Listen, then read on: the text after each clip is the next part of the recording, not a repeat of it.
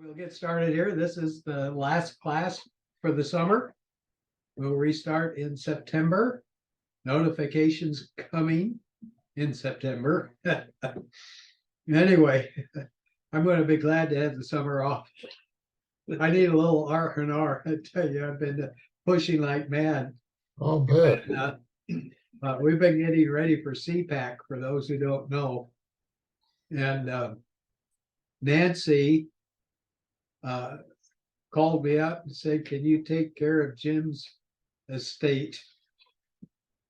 I tell you, we have done nothing but work for 2 weeks. And I think we got about half of it ready. So anyway, that's what we've been doing. I'm heading off tomorrow for CPAC. CPAC. Yeah, that's it. Thank you. Mm-hmm. And I'm going to be thoroughly worn out by the time I get there. So anyway, God bless you all. Lord be with us and help us to teach and learn. This is a preview of what we got going on tonight, part symbols and how they work. Now this is going to be the culmination of all that we've learned to this point. We're going to actually tonight take capacitors, inductors, and put them in series and parallel to come up with a bandpass filter. And we're going to learn how it works. And we're also at the end, we're going to be doing a mixer, which will be our first active device, which we'll follow up on in September. So let's get on with it. We're going to finally make sense out of all this stuff, I hope. Okay. Let's okay, the first thing I need to do is find my resistors. All right, fixed resistors. We start out with the high power ones, and you'll find these in a lot of transmitters, especially the older ones. 10 watt, 10 watt, 5 watt. These are all wire wound resistors. And then we go to the carbon resistors. This is a 2 watt, 1 watt, and half watt. And then we get down here to the quarter watt, half watt and quarter watt. And this is what we're using primarily today. These are chip resistors. Notice the size of it compared to the tip of my pen. And one of the devices we're going to look at uses a lot of these. And it's amazing because the device we're looking at is an IC7300, which is a current radio. And anyway, so we've got that. We've got, and by the way, these chip resistors come like this, come in a strip, except that they'll be an extremely long reel. They'll load them into a machine, and the machine will automatically stick them on a PC board. And then but there's a potentiometer. This, I don't know if I have one that is torn apart. I did have one at one time that was torn apart. This guy right here, I'm doing this so that when you see this, or this, or this, you will know that I'm talking about fixed resistors here. A potentiometer here, it says adjustable, but that's this kind of resistor right here. You turn the handle. Inside here, there's a carbon that goes from here to here, and a swipe that's hooked to this terminal. And as you turn it, it changes the resistance off. Known to you mostly as a volume control. And then there's a fixed resistor like this where you need to set a specific one, and that would be this one here. And they have some other kinds that we don't need to get into tonight.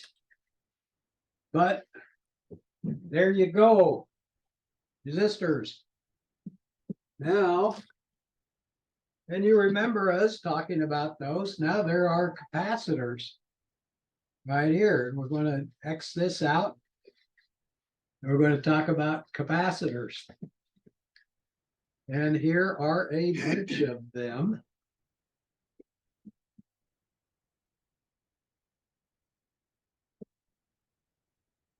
Remember this pile? Anybody? How could we forget? Oh, good.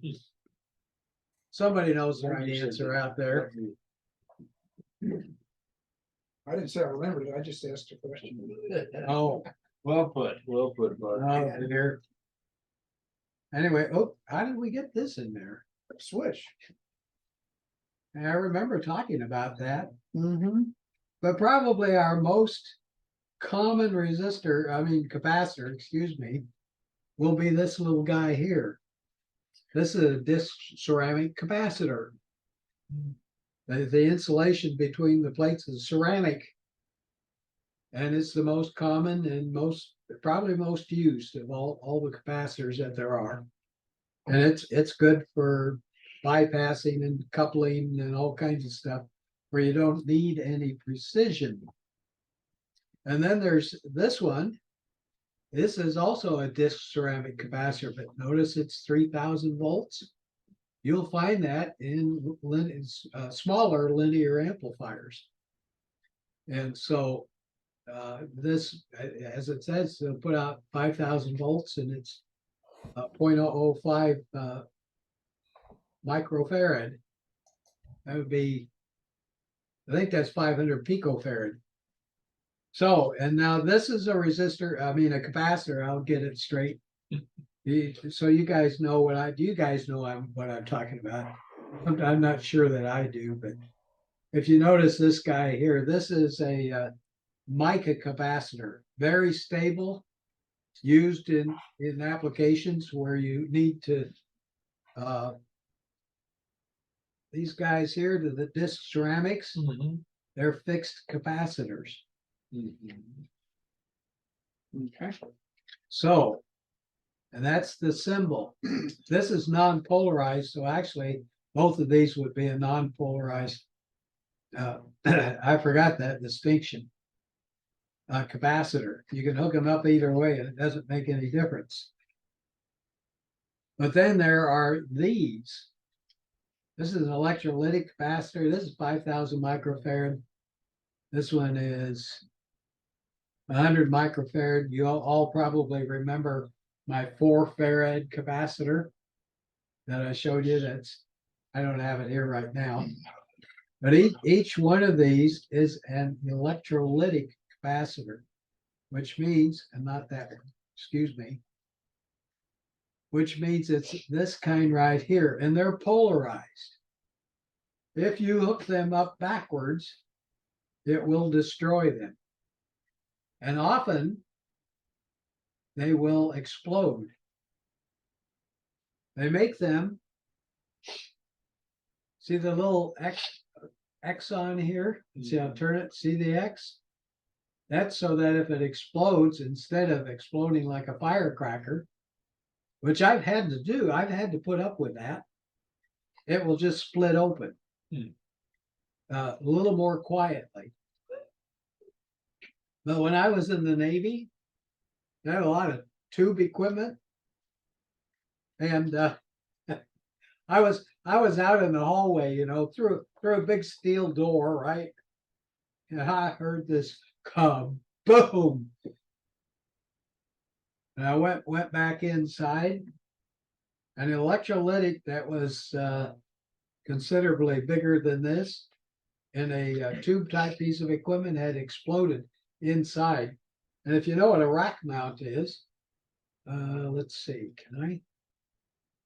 Yes. See, that's a rack mount. That's got all my equipment on it up there.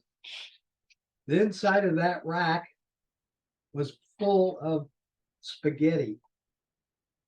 It was it was a real mess. Anyway, and everybody in there they were deaf for a while. It was loud enough out where I was.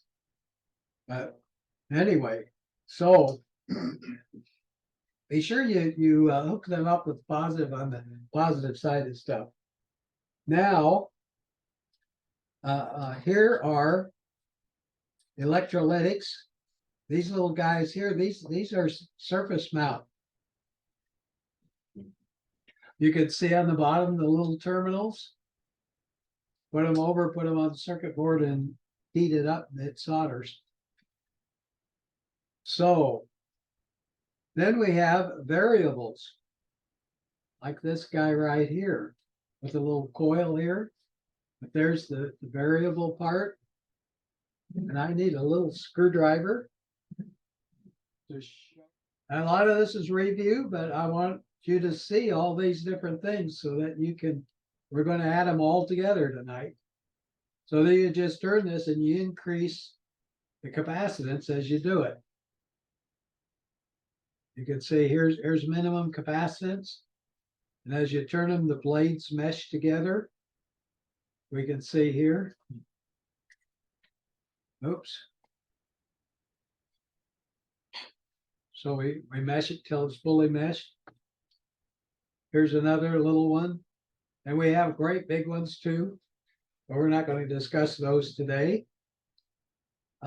This is called a feed-through capacitor. You mount this on a piece of sheet metal, and it has capacitance to the sheet metal. So any RF that's on this side and or on this side does not get to the other side. It shunts it to ground. A little trimming capacitor. You'll find these in a lot of Tektronix oscilloscopes. And these guys here, this one is called a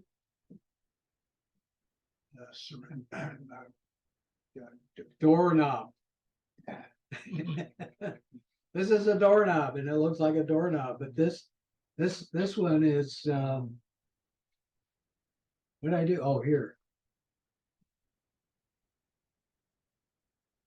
40,000 volts. That's a pretty big one. Most of the ones we work with are about 10,000 volts, or maybe 5,000 volts in the smaller stuff.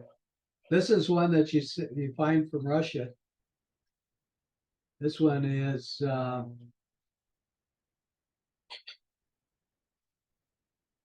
10,000 volts at 2,200 microfarad. So that's capacitors. And then scratch that off. We go to inductors.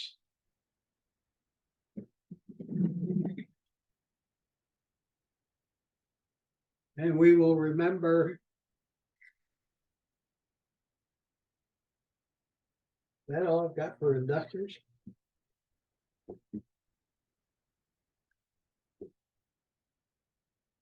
Oh no, here we go. The little ones are hidden inside.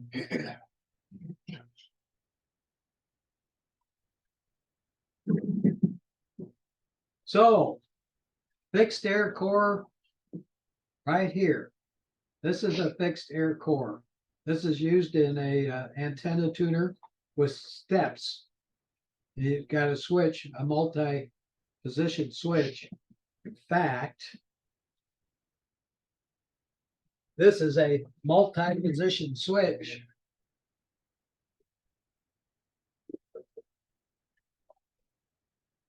Notice this symbol right here, since we're talking about switches. So we got the common terminal and several places where it can hook up. Here we've got the common terminal, which touches this part right here. And then we've got that terminal right there that goes from contact to contact. And as you turn the switch, this contact makes to another spot. Now imagine these wires hooked to different places on the switch. And so you select a different place on the coil. So anyway, that's one of our switches. And here's a fixed air core well, this one's kind of in sad shape, but anyway, used in antenna tuners, amplifiers, and that sort of thing. Then we have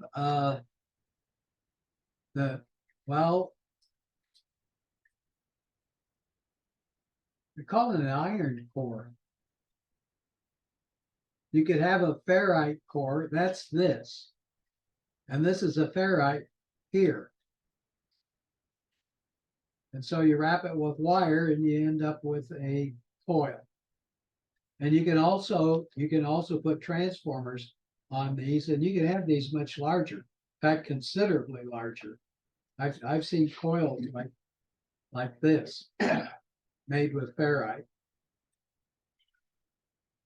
So we have here an adjustable, and here's a little coil, and you can see that the turns here, but inside you can see that gray thing in there with a slot that you can turn with a screwdriver.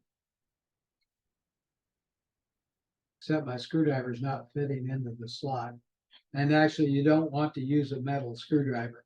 But as you turn that, it screws in and out, and it adjusts the amount of reactance of this inductor. And then there's,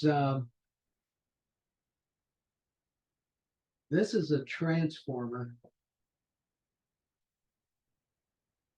which ends up down here, but we're not going to get into transformers tonight. So switches.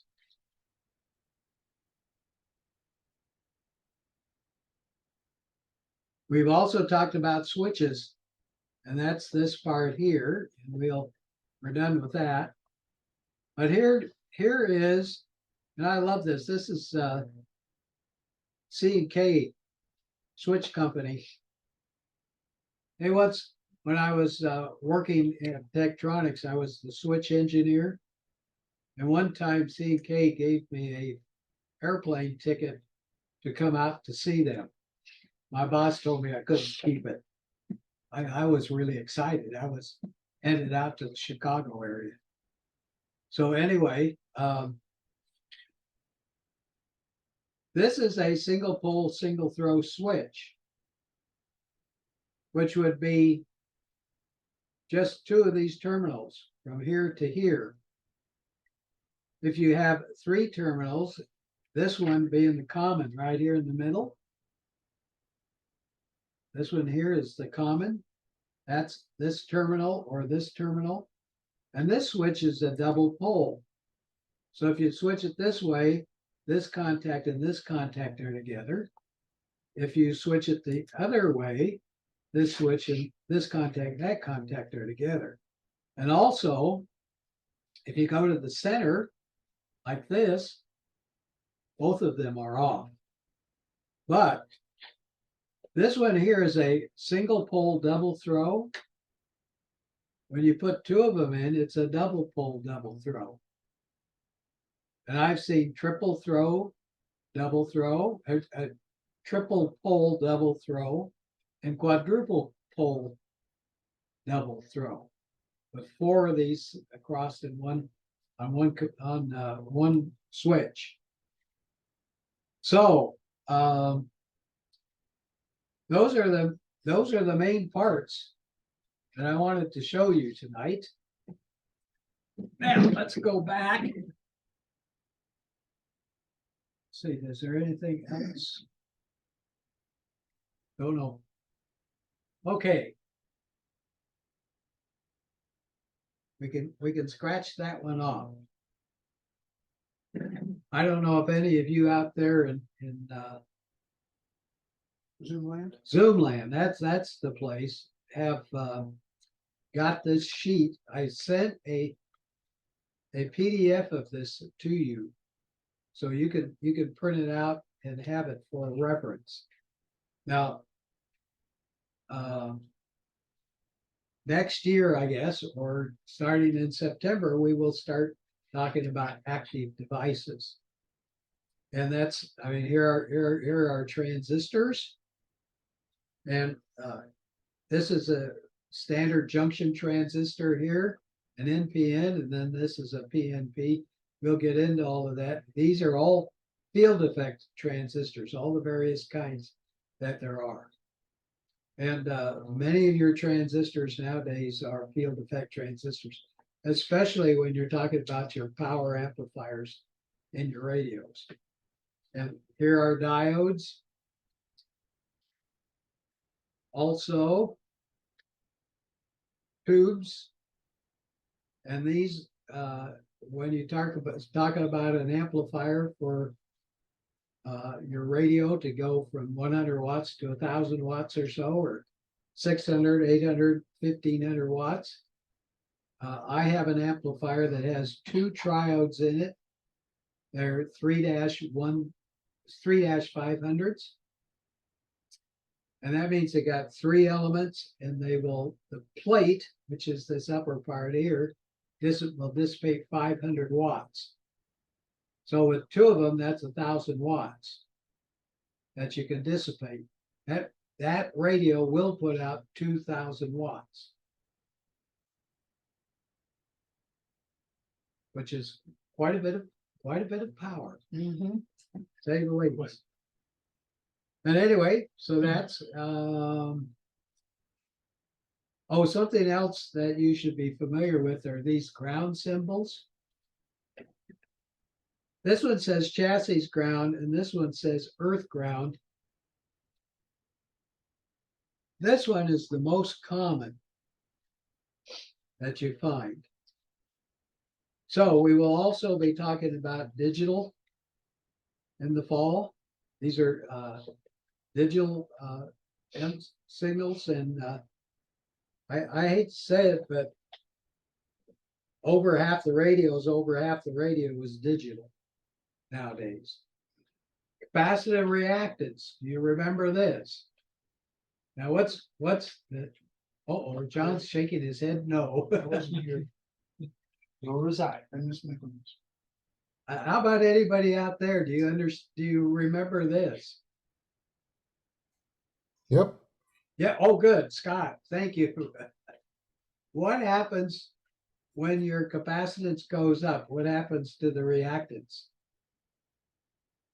When your capacitance goes up, the reactance goes down.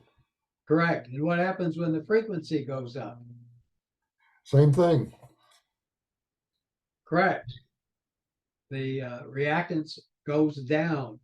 So the higher the frequency, the easier that the signal goes through it. Okay, and then our next one is inductive reactance. What happens when the inductance goes up?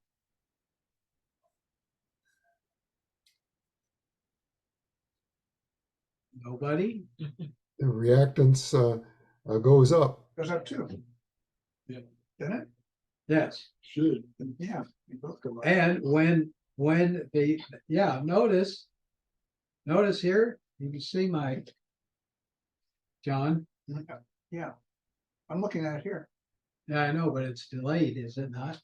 Oh. Okay, go ahead.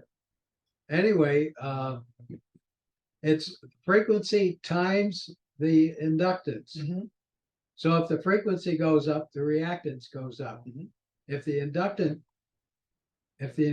goes up, the reactance goes up. Now, this is an important concept for what we're going to be talking about later in the class. So now remember these two. What are these talking about?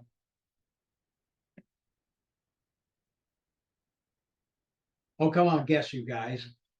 Impedance. Single parallel resistance. Yeah, correct. Bruce, you're right. Right here, we have. You can congratulate yourself, Bruce. Good game. No, that's what I'm going for. Oh, okay. Right here, we've got a capacitor and an inductor in series. When you get to resonance, that's the minimum impedance. So in this circuit here, when you get to resonance, in fact, if we draw it like this, This is high impedance. This is low impedance. As you approach resonance, the impedance goes down and down and down. It hits a point at the bottom and comes up and goes like this. So your impedance is minimum at resonance. Now this one, these are in parallel. And by the way, these little R's in here, those are the actual resistances in these, because everything has a little bit of resistance. So when this goes through resonance, we start out down here with the impedance being very low, then it goes up, hits a peak, comes down, and goes like that. So this has the maximum impedance when they're in parallel. Got that? This is review. I'm giving John a bad time. He's back there smiling. All right. Now, this is, Bruce, this is your 7300 transceiver. I got one too. Oh, you both have. Oh, yeah. Well, it's a pretty popular a radio. It's a software defined radio. But this, if you remember right, this looks almost identical to my 30-year-old radio. When it comes to the RF amplification, all of this and this over here, they're pretty much the same. Except over here, see all these little things right down here? Those are all chip capacitors. In my old 30-year-old radio, they're just ceramic capacitors. So anyway, now in September, we will be talking about this portion here. These are the output transistors. You can see they're fairly large devices. This is the base, and this is the collector, and these two ends over here are the emitter. Same thing, emitter, base, collector, and we will get into that later. And here is the driver that drives these two. It used to be in my 30-year-old one, there's two drivers over here. And then here's a pre-driver, and here's an RF amp. So let's look at that on the schematic. Oh, excuse me. We're going to be, well, I'm getting ahead of myself, sorry. We're going to be looking at this low pass filter here. Now, each one of these little boxes, they're mechanical relays. And when you decide to select a band, you will switch in this filter or this filter or this filter or this filter, or are you getting this filter here or this filter here or this filter here? And each one of those is a different band. John's counting. I'm just trying to remember how many bands I have on my 10 through 80. There's 10, 20, 40, 17. 15, 17. Yeah, there's going to be 160 meters, and there's going to be 6 meters. So there's quite a few. Now let's apply what we've learned. Let's take a look at, this is the schematic here of this part of it. This is the bandpass filter. Yeah, I don't think that one has got 6 meters. It goes 10 to 80. Oh, it doesn't do 50 megahertz? 10 to 80, yeah. Oh, really? Oh. I'm disappointed. Anyway, here's each one of the bands. 1, 2, 3, 4, 5, 6, 7. Yeah. Anyway, we're going to look at this one right here. Because this is kind of the simplest one. This is the I think 24 and 21 megahertz. This right here. So we're going to look real close at this one. Let's take a look. Here we go. 24 and 28 megahertz. Sorry. And I need to drop this down here. Now, this is the input side over here, and this is the output side over here. Okay? So we're going to run an RF signal into here, and we're going to get something out over here. Now, what's going to happen with a high frequency when it comes to this part of the filter?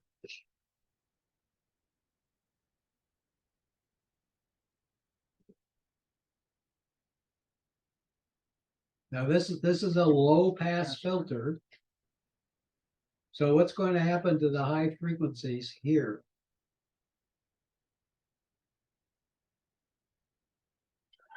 Stop. Pardon? Oh, It'll good. stop. Oh, good. Well, very high frequencies, what happens is this has a reactance to ground. And by the way, this is on this side, this is 50 ohms to ground. And on this side, this is 50 ohms to ground with this filter. So this capacitor is a shunt. And it has so many ohms of reactance, right? So if you put 100 megahertz to this, it'll be almost as if it's dead grounded. If you put 20 megahertz on this, it'll only drain a little tiny amount through it. Am I making sense?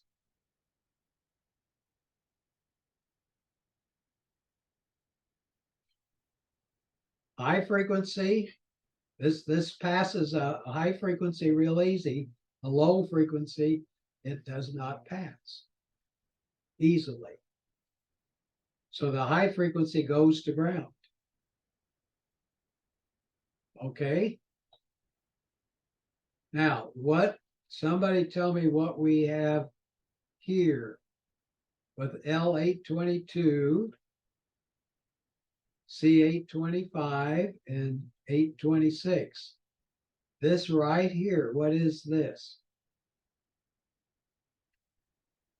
Somebody tell me. We just discussed it.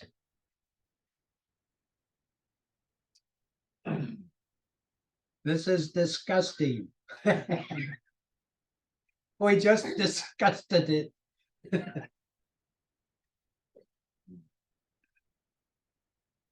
Scott, do you know what these items right here make? What about this here? What about these two items here? Oh, gee whiz. I can't recall just discussing it. Okay.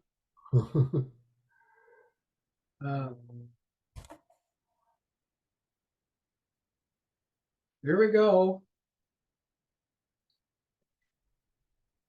What do we got here? Okay. Parallel resonance. Parallel resonance. See, this is in parallel with this. Mhm. Okay.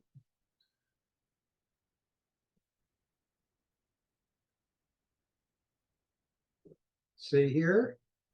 Yeah. Okay. What do we got here? Resonance. Parallel. Parallel resonance. What do we got here? Parallel resonance. What happens at parallel resonance when it hits its oh shoot, resonant frequency? Oh, Excuse me. Go ahead. the inductive reactance equals the capacitive reactance. Correct. That's what resonance is. The inductance goes way up, right?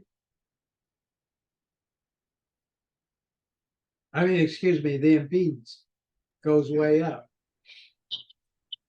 So this is a 24 or 28 megahertz bandpass filter. I do it. So if we have this resonant at, say, 40 megahertz, as you approach 40 megahertz, this will become like a really high resistance in here. And will keep anything at that higher frequency from going through. And then let's call this 35 megahertz. And then say this one, if you calculate what its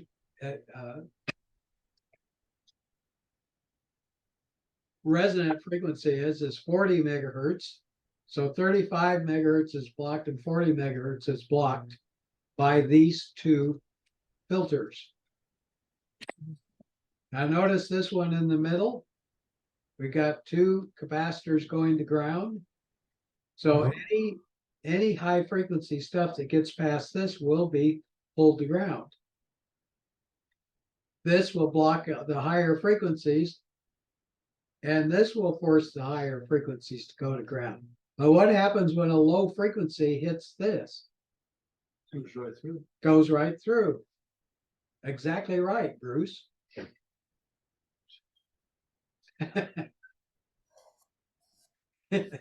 I better be careful. These two are going to be having a fist fight here pretty quick.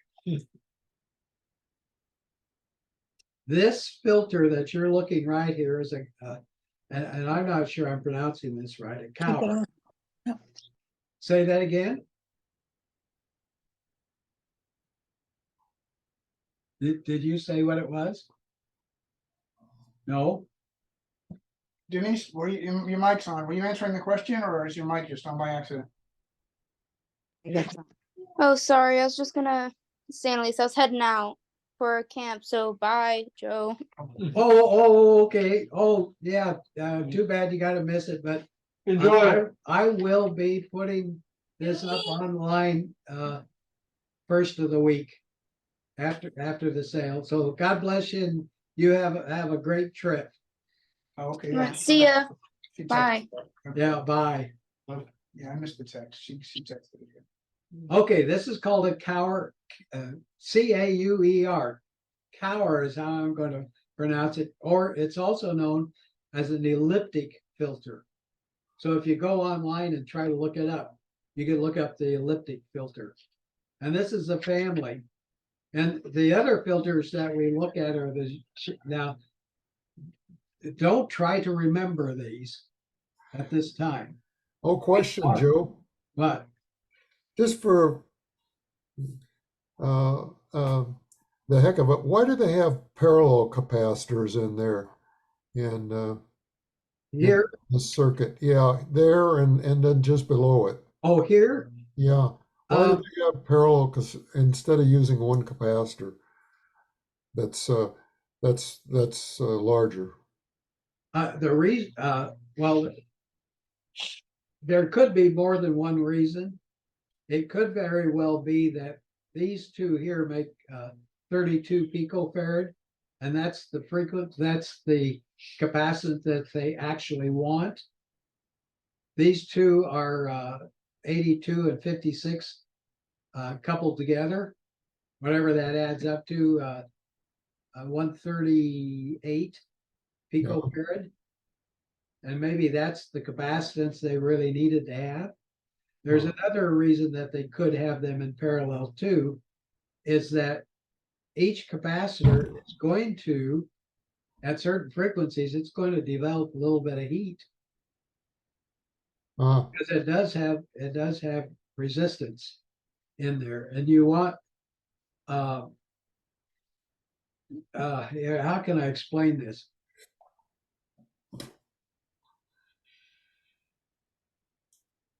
at RF, certain capacitors are not as efficient as others. That's why there's so many different kinds. Uh-huh. And they will actually heat up at high RF. You might have let's say we got a 0.01 microfarad disc ceramic capacitor, and it's 100 volts.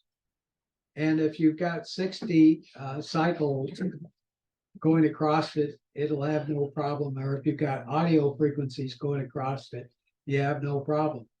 But as soon as you try to run 100 megahertz through it, it's going to balk because it's not going to efficiently work as it should as a capacitor. And then it'll start heating up. And they failed. I built some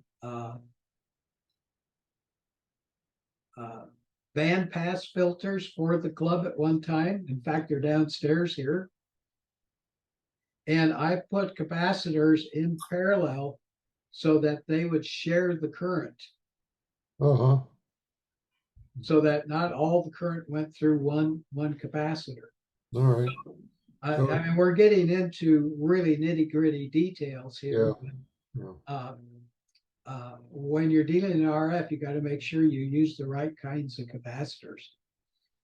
So by putting two in parallel, less RF goes through each one, and that may be the reason that they've done this.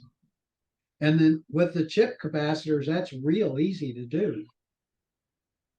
So let's go back. Let's go and take a look at this again. Joe, can I ask a question? Yes. I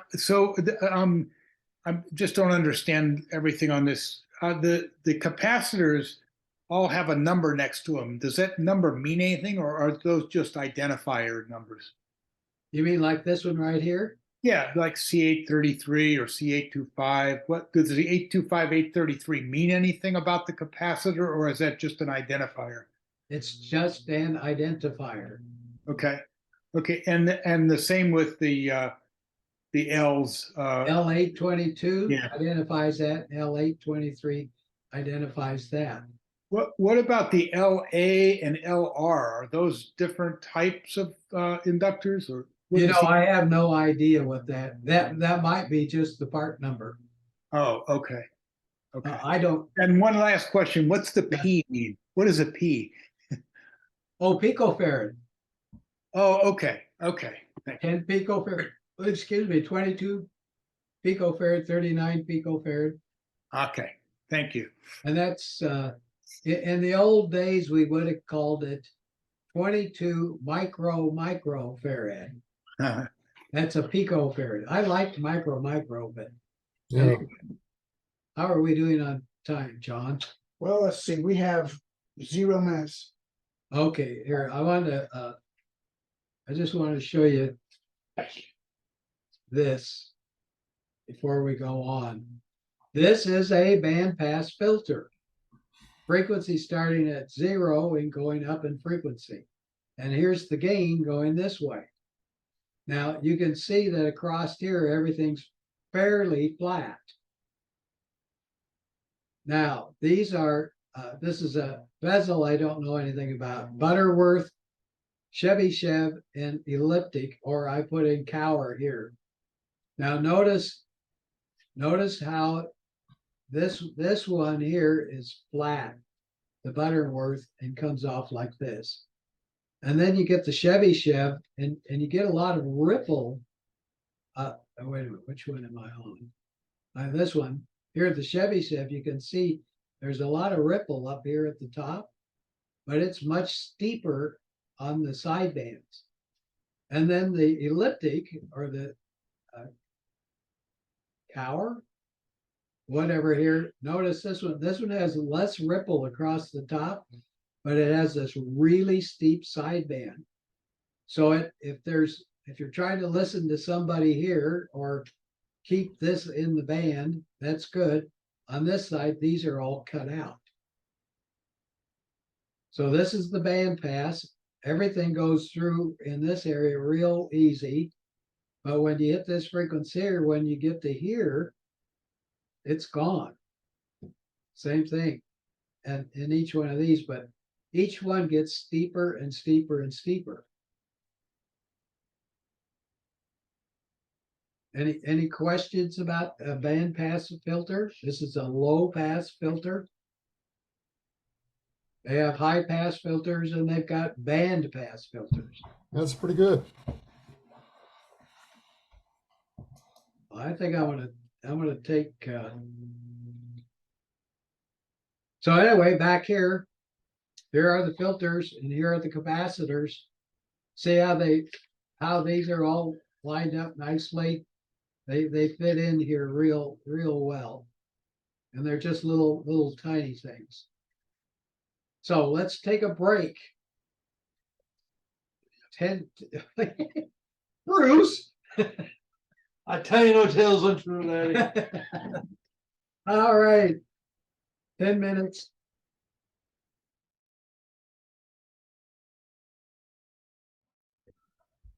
All right, you all hopefully remember this. This is the block diagram for our little Argosy transmitter that we've used to show the meter for S9 and that kind of stuff. But this is the radio. It's a fairly simple radio, but it functions quite well.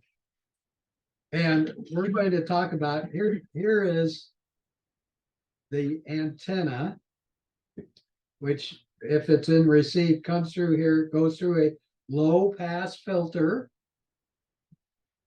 which we just discussed. It comes up here, goes through a another band pass filter, through an RF amp, and then to the RF mixer. Now we're going to talk about a mixer and how it works. So after it goes through the mixer, it comes out with 9 megahertz, which goes through this 9 megahertz filter here, comes down here, and then goes through the product detector, which is what turns it into audio, which comes out to the speaker. So we're going to talk tonight about this section right here and this mixer. This mixer gives us the frequency that mixes with the RF to give you your IF. So we'll be talking about this, but first let's take a look about what happens here. Here, this PTO is a permeably tuned oscillator, or it's also known as a VFO, and that's the most common term. That's the VFO.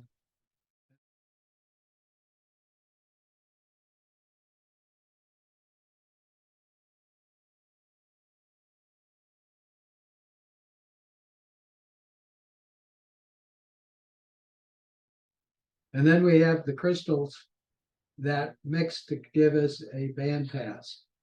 So let's take a look at it. And I've got to restart this computer now. Okay. Well, actually, before we do this, let me give you a little introduction to what's going on. This is the program that runs this device right here. That's a software-defined radio play. And this is about, it seems to me this is about $200, probably more than that now. But this radio right now is looking at, am I looking at it here? From 4 megahertz up to 14 megahertz. And what we're going to be doing is looking at this radio right here. Remember this guy? I got it turned upside down, but we used to look at this and look at the whether it's S9 and what all that meant. Well, this is the radio. And in here, how am I doing on video? It's in focus. Okay, see, these are crystal filters. Yeah. And then down here, Use a pen or something. Good idea. Right here this is the mixer. Pin 1, 4, or 2, 4, and 2, 4, and 6. If you count starting in this corner, 1, 2, 3, I so don't on. see So where you're that's pointing. 6. The camera's not showing. I don't see where you're. Nor do I. There, This is the mixer. okay, Pins 2, 4, and 6. okay. There's the input 1, input 2, and the output on pin 6. So these are the filters here. Right across here. There's the mixer. This is the VFO right here. I never sounded familiar. Yes, indeed. So anyway, and then there's a filter here. That's in the schematic, but not on the thing. And then back here, does anybody recognize these? Crossed here. These are all bandpass filters. So we go from the oscillator here and its output through some cables and back here through this device here is a 500 megahertz probe, and it's plugged into, it has a 50 ohm output, and it's plugged into my software defined radio, which we're looking at here. Here we're starting again at 4 megahertz, and we're going to 14 megahertz. Now you can see some little spikes here and here. Mm-hmm. That's where we're going to look at, but it's just because you can see it's broadcasting in the air and it's actually picking it up. But I'm going to ground the probe, and I'm going to go down here and I'm going to look at pin number 2, which is input 1. Now, see what we've got going on here? We've got this. This is the oscillator. This is the VFO. This is the crystal. And this is the output right here. So we've got 5 megahertz. We have 7 megahertz, and 5 plus 7 equals 12. So this is actually the input, but you can see these other things showing up at the same place. And that's what commonly happens in mixers. So we have 3 different frequencies that we're dealing with here. Now, if we go over to pin 4, we get the same thing. And this one is actually this input here. So, but it shows this, and the output here. So 5, 7, and 12. So 5 and 7, when they come together, they'll put out 12. They will also put out 2 megahertz, which is down here. And they would, if they could, put a lower frequency, but it doesn't go that low. Now, let's look at the output. Pin 6. Now look at what's going on. The 5 megahertz almost disappears because of the mixer. Here's the 7 megahertz, the oscillator, and here's the 12 megahertz, the signal that we want. Now, I'm going to tune the VFO and watch what happens.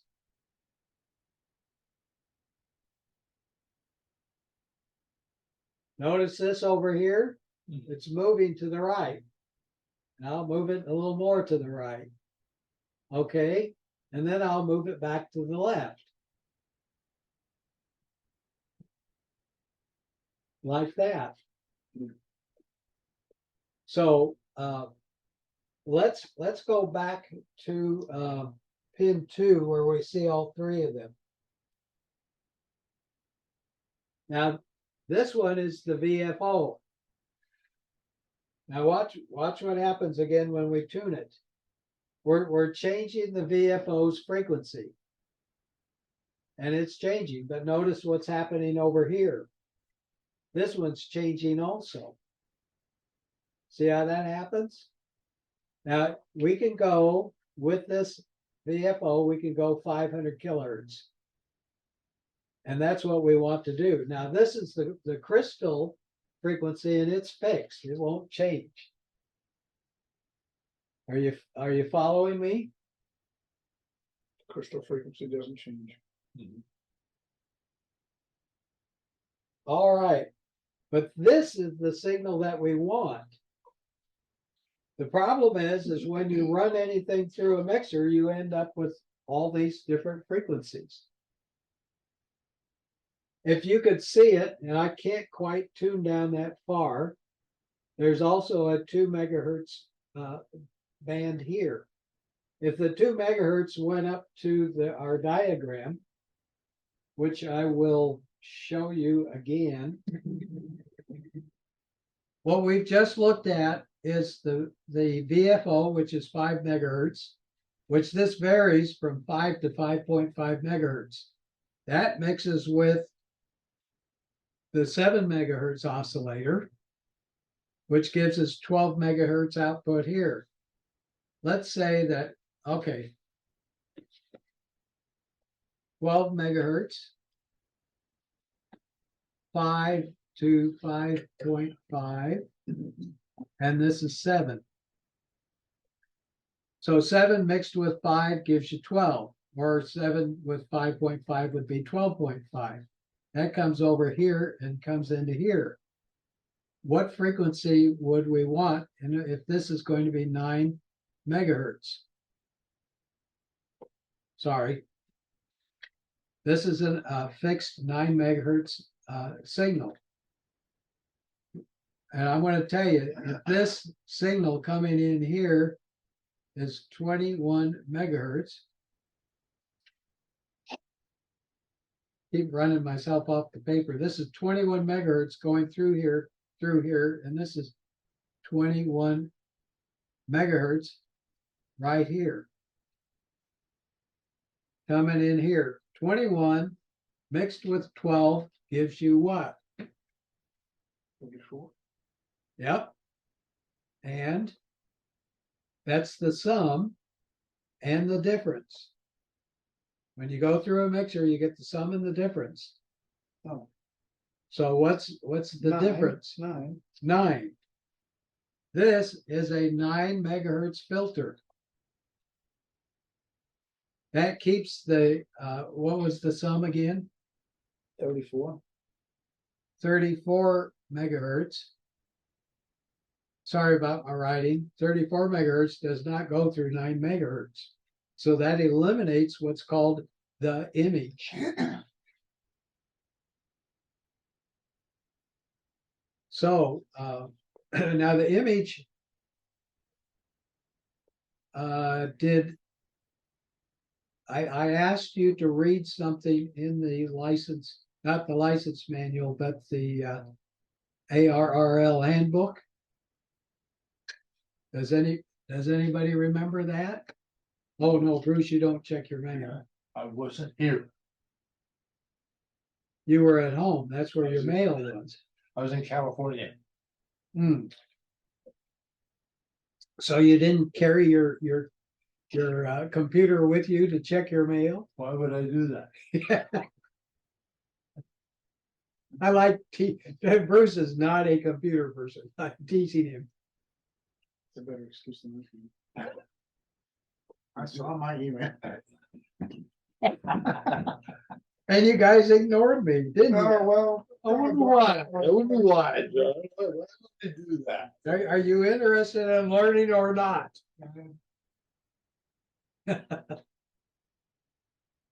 This is the 9 megahertz I have. Here, coming down, this is a bandpass filter, and then it goes through all these amplifications. It's always 9 megahertz? No, No. it could be 8 megahertz, it could be 70 megahertz. Okay. You select an IF that will work with your radio. But whenever I tune my tuner, I don't select any filters. No, you don't. The radio does for you. This is what's going on inside your radio. Okay. When you, now what?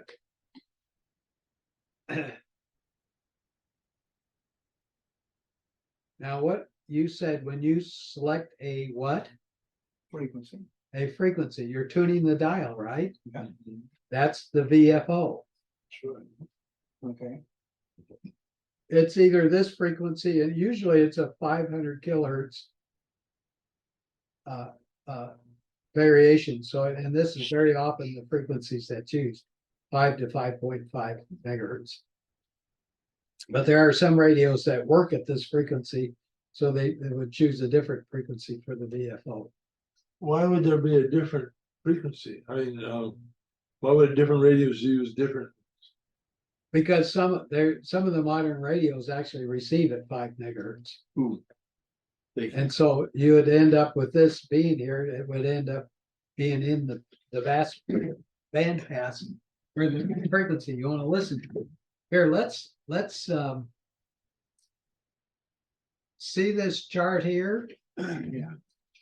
This is the table of the different frequencies, and this is hopefully not going to terribly confuse you. But I was hoping that I thought I sent this out. Here is the IF. Right here, 9 megahertz.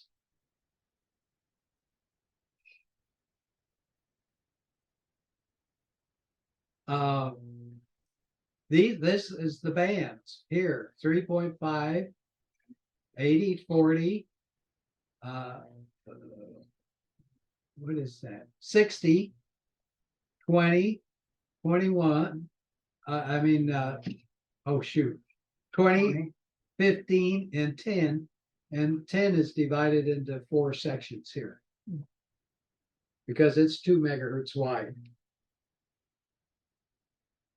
Now, the crystal frequencies are 7.5, 11. You remember the crystals that were in the radio? Mm-hmm. That's what these are, and there's one for every band. So now we were at the 21 megahertz. It had a 7 megahertz frequency, and it has the 5 megahertz VFO, 5 to 5.5. So 7 and 5 is equal to 12 megahertz, right here. And that's the output of the whole bandpass filter. I'm gonna have to switch back and go through this again. I'm even having trouble following this, but the frequency you want to receive is 21 megahertz. So you subtract 12 megahertz from that, and you get 9 megahertz. Notice every one of them ends up at 9 megahertz. Now there are mirror frequencies.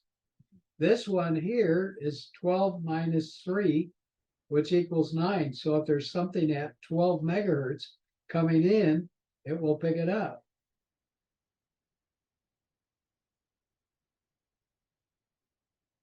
You don't want that to happen. That's why you have bandpass filters. Now are you semi following me on what I'm saying here? Let's go back.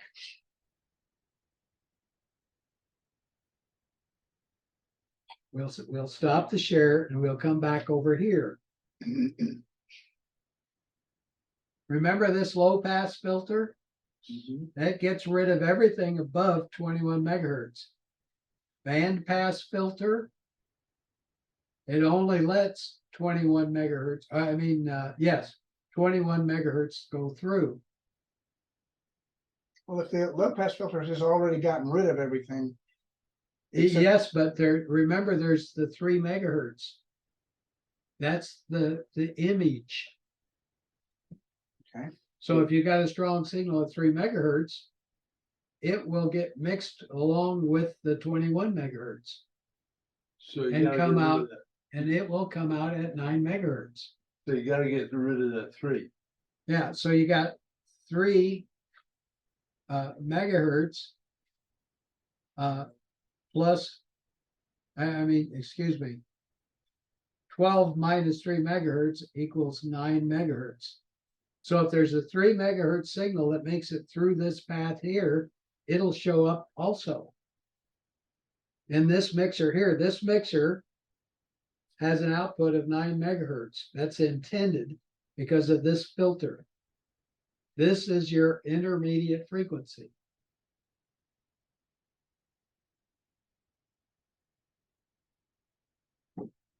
So let's try it again. We come out of here with 12 megahertz, and it comes up and it mixes with 21 megahertz, which will give us 9 megahertz output.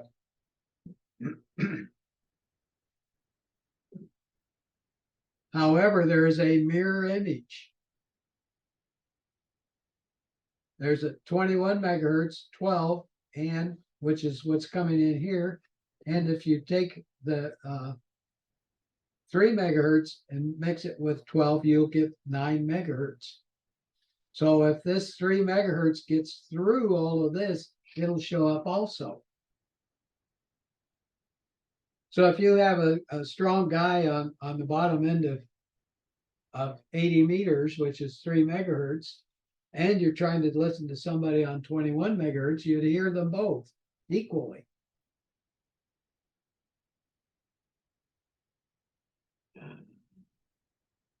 Now you don't, will you agree with me? You don't want that to happen. So you have a bandpass filter that will only allow 21 megahertz to go through here. Now, when I say 21 megahertz, I don't mean exactly 21 megahertz. It's probably a bandwidth of from say 19 to 23 megahertz. I mean, it's pretty broad, so it lets that through, but it eliminates the 3 megahertz from getting through to this mixer. Is anybody following me? So, not well, Lightly so. lightly so.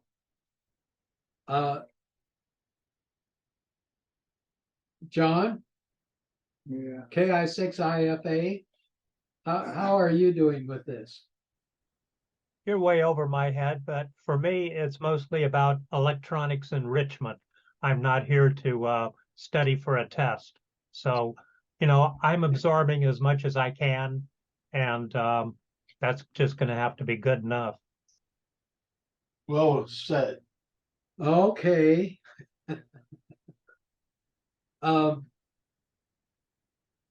Scott, are you getting it? I'm getting it fairly well, but I'm just too doggone rummy from this afternoon, to be very frank with you. Well, you should have taken a nap, well, like I did. I guess so. I slept, I kind of fidgeted around for about 15 minutes and I finally got to sleep and slept for a half an hour, and that really helped. But anyway, we're trying to get the signal, which is 21 megahertz, to convert it down to 9 megahertz, clear of all the other stuff. Could you remind me what our desired frequency is? What is on my screen? What's on my dial? What am I tuning in? 21 megahertz. Okay.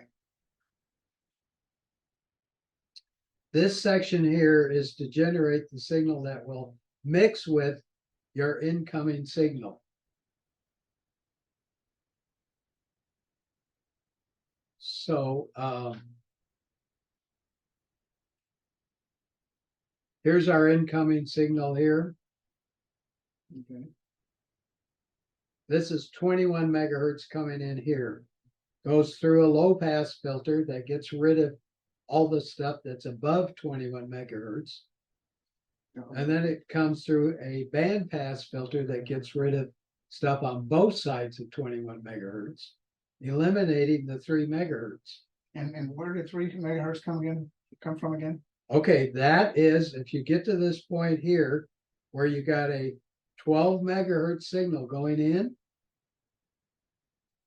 If you mix 21 megahertz with 12 megahertz, in other words, take 21 to minus 12, that gives you 9 megahertz, the IF frequency. If you take 12 megahertz coming from here and put in 3 megahertz, that 12 minus 3 is 9. That gives you the same thing. So if you've got two equal signals coming in here, 21 megahertz and 3 megahertz,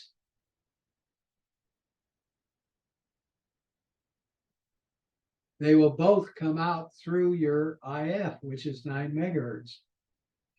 The intermediate frequency is the one that does most of your amplification and shaping of the signal. This, from this point on here, through all of this, is these are all amplifiers to give you, so you can get down to less than a microvolt.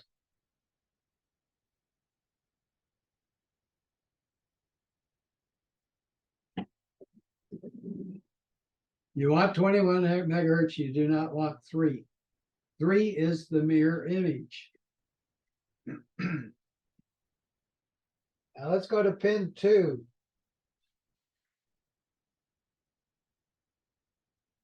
Now notice, this is the VFO. This is the crystal oscillator. And this is our output that we want. If we mix 12 with 21, we get 9. Now watch what happens when I tune the VFO. That's this one. Oops, I slipped off. Oh, now what did I? Oh, my ground came off.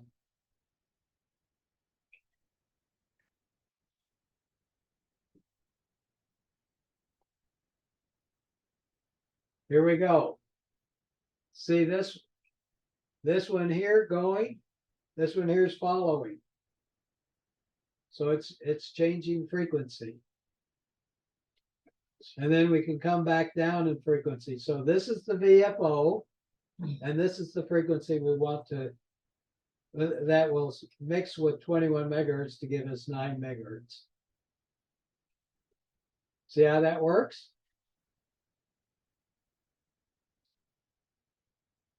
No? Anybody out there? Scott? I think we're all muted. Yep, or muted. Oh, okay. Well, so here we are. We're changing the VFO on the far left, and the 12 megahertz on the far right is changing and following it.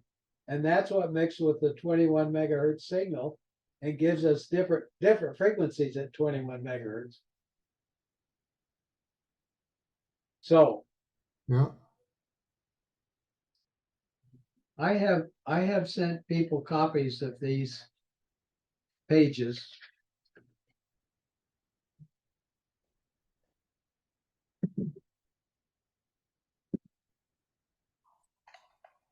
This one, I think you've got copies. Yes, yes. And you've got copies of this. Yeah. This one here. Yeah. Learn the parts. Try to think this through. We will get back to this in September. I hope I haven't driven a lot of you out of the class. If you can get down this concept of what happens with a mixer, you will start to understand what happens inside your radio. I mean, just this is a simple radio. My 30-year-old radio is this is a single conversion. My 30-year-old radio is a triple conversion radio. Its first IF is 7070 megahertz. I think its second IF is 8 megahertz, but I'm not sure on that one. and its third IF is 455 kilohertz. And it puts it through all those stages to do different things in order to help eliminate strong unwanted signals. Now, your modern radios, and I'm fairly sure, and I might be wrong, that the 7300 does this. They are your digital radios are actually to do what they call a direct to audio conversion. In other words, if you're trying to listen to 21 megahertz, it will use as its matching frequency, the one that 12, well, we're calling 12 megahertz here, to be actually 21.00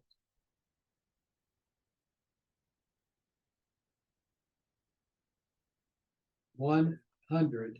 No, yeah. 0.000 100. That's kind of close. That's that's how close it is. So it converts when it hits 21 megahertz, it converts it directly to audio. That's called a direct conversion, and they can do that with digital radios nowadays. That eliminates a whole bunch of problems. So anyway, class, I'm tired. Yeah. I've worn myself out today. Let's do that. So we will start up again in the spring, and we will In the fall. learn In the fall. the fall, excuse me. Yeah, I am not even in the right season. Anyway, and hopefully by then, maybe I can figure out some other way to explain this between now and then.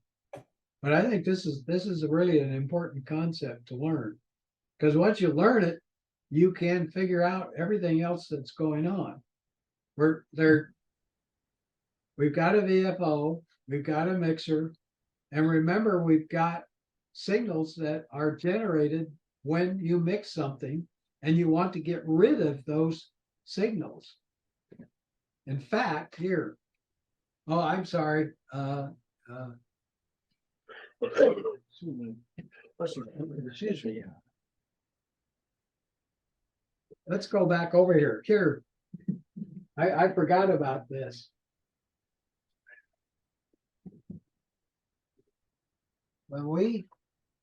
Oh, come on.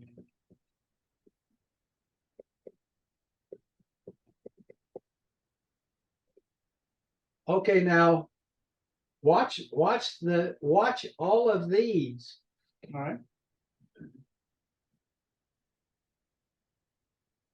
See them shift? You can see them down here shifting. Yeah. Oh yeah, I guess so. I mean, you get a lot of stuff you don't want when you go through a mixer. The problem is you generate these other frequencies, then you can see them all peaking up here. You generate all these extra frequencies, which then beat with each other, that create more frequencies that then beat with each other. Get that? A good mixer makes less of those. Kind of a poor mixer makes all kinds of them. So you're able to create that by altering the mixer? All these lines That's that what you are sound like. all unwanted, That's why you use the bandpass filters. Or couldn't you buy just a better mixer, eliminate bandpass? There, Or is that in the realm of real? yes, that is in the realm of real, and there are mixers that do a better job. I mean, what did you just do to create the lines? I showed the output of the mixer. Oh, okay.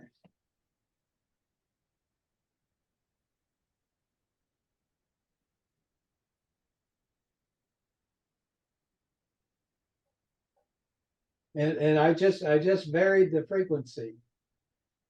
And we could see how they change. Got that.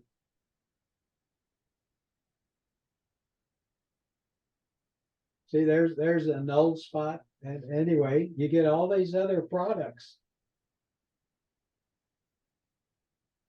When you change the frequency. And they're all little tiny spurs, but they can show up if they're not dealt with properly. But those are just actually side issues. They're little details. What we're concerned about, primary thing we're concerned about is the 5 megahertz local oscillator, your 7 megahertz crystal that creates your 12 that beats against the 21 to give you nothing. Look, everybody, enjoy your summer. Thanks, Joe. Thank you, Joe. And Enjoy your summer. yeah, well, I've got other things that need to be done. Don't we all? Uh, So God bless everybody.